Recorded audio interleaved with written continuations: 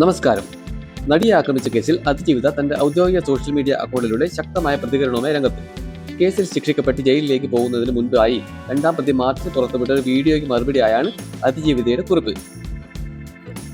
തന്നെ ഒരു സാധാരണ മനുഷ്യനായി ജീവിക്കാൻ അനുവദിക്കൂ എന്ന ഹൃദയസ്പർശിയായ അഭ്യർത്ഥനയോടെയാണ് അവർ തന്റെ വാക്കുകൾ അവസാനിപ്പിക്കുന്നത്.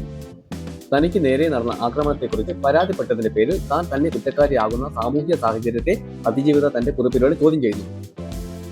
താൻ ചെയ്ത തെറ്റ് എന്താണെന്ന് അവർ ചോദിക്കുന്നു.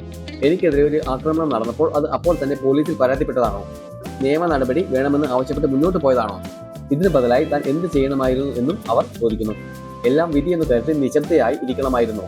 പിന്നീട് എപ്പോഴെങ്കിലും ആ ദൃശ്യങ്ങൾ പുറത്തു വരുമ്പോൾ എന്തുകൊണ്ട് അന്ന് പരാതിപ്പെട്ടില്ല എന്ന ചോദ്യത്തിന് മുന്നിൽ ഉത്തരം മുട്ടി ആത്മഹത്യ ചെയ്യണമായിരുന്നോ എന്നും അതിജീവിത തന്റെ കുറിപ്പിൽ വേദനയോടെ കുറിക്കുന്നു.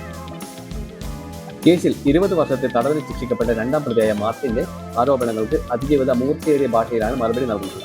രണ്ടാം പ്രതിയുടെ വീഡിയോയിലെ പൊള്ളയായ വാദങ്ങളെ അവർ നേരിടുന്നത് മൂർച്ചയേറിയ പരിഹാസം കൊണ്ടാണ്.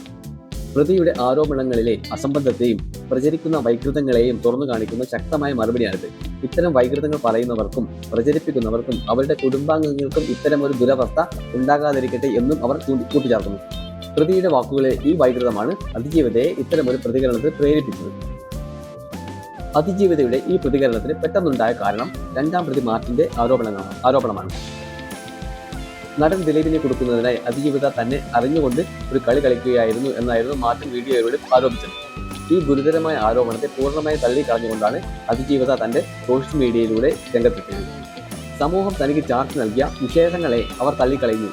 തനിക്ക് ഇര എന്നോ അതിജീവിത എന്നോ അറിയപ്പെടാൻ ആഗ്രഹമില്ലെന്നും വെറും ഒരു സാധാരണ മനുഷ്യൻ ആയി ജീവിക്കാനാണ് ആഗ്രഹമെന്നും അവർ വ്യക്തമാക്കുന്നു. എന്നെ ജീവിക്കാൻ അനുവദിക്കൂ എന്ന് ശക്തവും വൈകാരികവുമായ അഭ്യർത്ഥനയോടെയാണ് അവർ തന്റെ കുറിപ്പ് അവസാനിപ്പിക്കുന്നത്. അതിജീവിത എന്ന വാക്കിന്റെ ഭാരം പോലുമില്ലാതെ ഒരു സാധാരണ മനുഷ്യനായി സ്വയം നിർവചിക്കാനും ജീവിക്കാനുമുള്ള അവരുടെ അവകാശ പ്രഖ്യാപനമാണ് ഈ കുറിപ്പ്. ഇത് കേവലം ഒരു പ്രതികരണം മാത്രമല്ല, മറിച്ച് പൊതുസമൂഹത്തിന്റെ അനാവശ്യമായ വ്യാപനകളിൽ നിന്നുള്ള ഒരു സ്വാതന്ത്ര്യ പ്രഖ്യാപനം കൂടിയാണ്.